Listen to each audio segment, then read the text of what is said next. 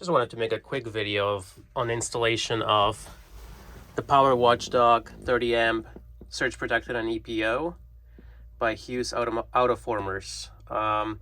So this is installed in a Scamp 16-foot trailer, and it's right under, I guess, the driver's side of the dinette, where your mouse hole is for the power that comes in.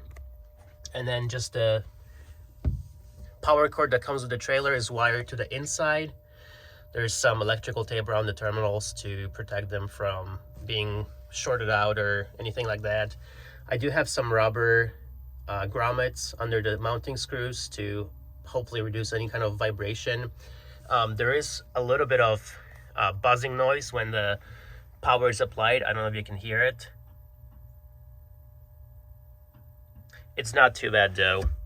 And then as far as wiring it to the panel, there are two options. You can either cut the original cord in half and just use that for wiring, which is kind of what the manufacturer instructs you to do in their videos. But what I have done is I just got some 10 gauge 2 conductor with ground Romex wire, which is unfortunately very expensive right now due to inflation. But I just ran a short length of that wire to the panel here, which is under the cabinet here.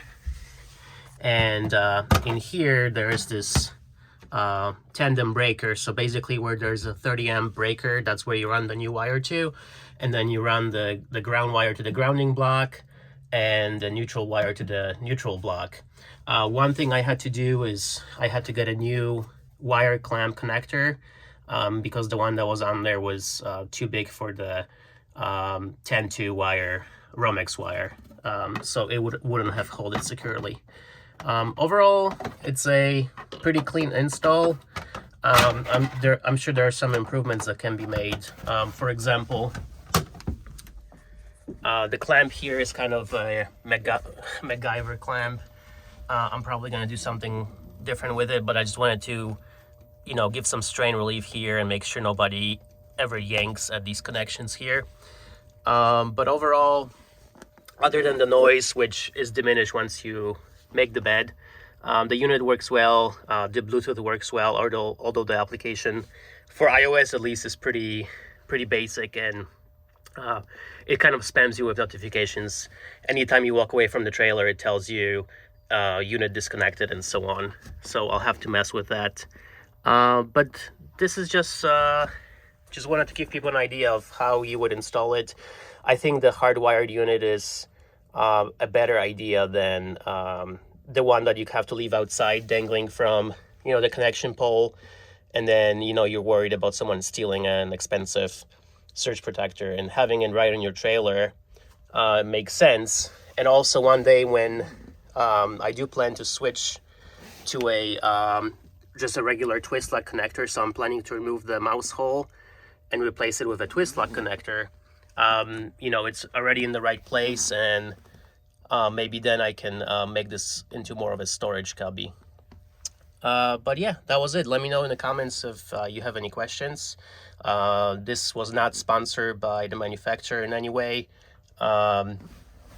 In fact, there's one suggestion to the manufacturer: if they ever see this video, you guys should include some kind of cover for those terminal screws, because these are live, 120 volt and 30 amps, pretty high gauge wire going in there.